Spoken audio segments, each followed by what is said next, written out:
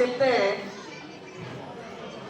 మనం జనరల్గా ఎవరైనా ఏమంటారు రెండు అని అంటారు. మొత్తం యూటీఎఫ్ తాలూకా ఉద్యమం మలుపు శ్రీకాకుళంలో ఒక 6-7 సంవత్సరాల్లో ఒక మలుపు వచ్చింది.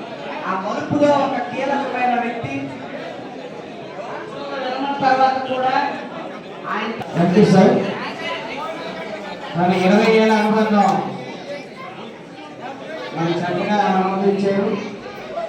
మరి సంఘం పట్ల రంగనాయకులు గారు ఉండేటటువంటి నిబంధన